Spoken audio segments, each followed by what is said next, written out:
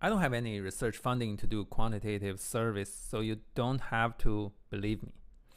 But after years of immersing myself nose deep in those brain rotting internet images and noises, I reached a fairly confident conclusion that American conservative voters no longer care about the economy. What is the most salient societal conflict in the present day America based on the distribution of internet traffic? I believe it's a conflict between men who can't handle being single and women who won't put up with shitty partners. And both sides dominate a huge chunk of social media. Their conflict totally overshadows the traditional economic camps. All those policy debates like DEI, like birth rates, like religious education, all sorts boil down to that simple conflict. You can clearly see it from these graphs. The partisan gap between young men and young women almost doubled in the last 25 years. And the same is happening in other rich countries too. South Korea, Germany, the UK, women become more liberal to protect their freedom from bad marriages. Men become more conservative to counter that freedom. This is not economic voting, guys. No way men and women see the economy that differently. It's men voting with their dicks. Some studies also find that parents of sons are more conservative than parents of daughters. Again, it's not economic voting. No reason these parents have different assessment about macroeconomic policy. They're simply taking the side of their children in the fight between genders. In the old days, the solution to this conflict was pretty simple.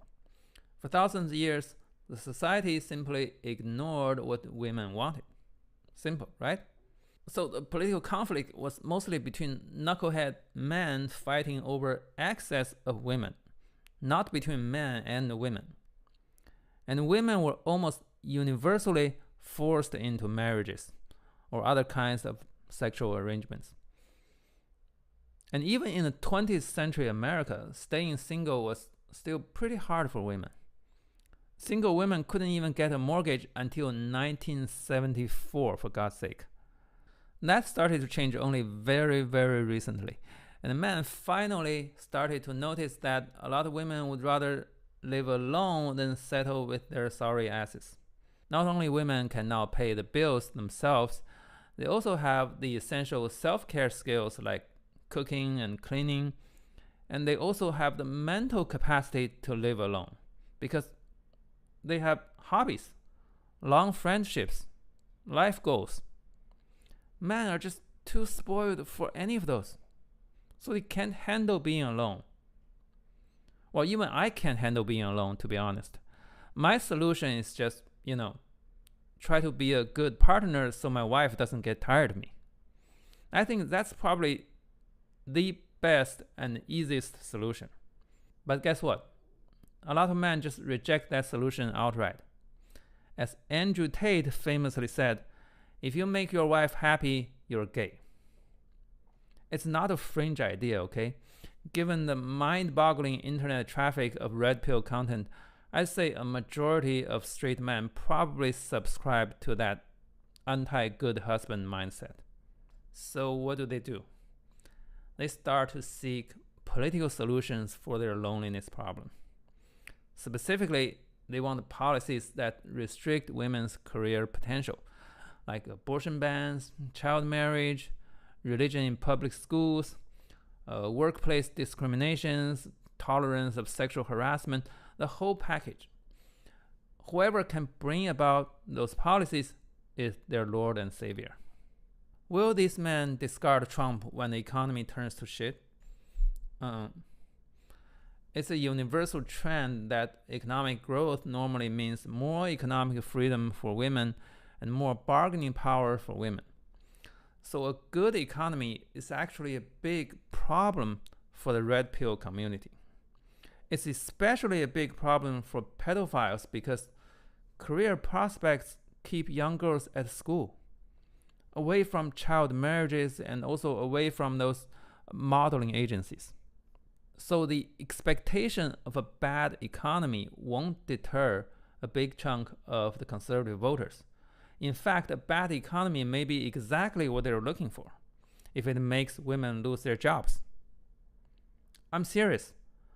Some conservatives are literally using their votes to sabotage the economy because they see the correlation between prosperity and feminism. They study too, believe it or not. Of course, these people can't win elections by themselves, so they are part of a Big Tent coalition with racists, Christian nationalists, protectionists, and billionaire tax evaders. Some groups in that big camp may still care about the economy, but comparatively, the anti-feminist red pill nuts are the biggest, the loudest, and the most militant group of them all. They command an inconceivably huge internet traffic. And of course, they're also separated by algorithms, so you may not even notice them from the outside. They're loud but also covert. That's just scary as hell. So the Republican government has to respect their preference. In order to keep these people happy, Trump and any future Republican governments will have to make policies that are counterproductive. They have to do things that hurt the job market because that's the only way to keep women insecure. So if you're still waiting for Trump to make some sensible economic policy, well, don't hold your breath.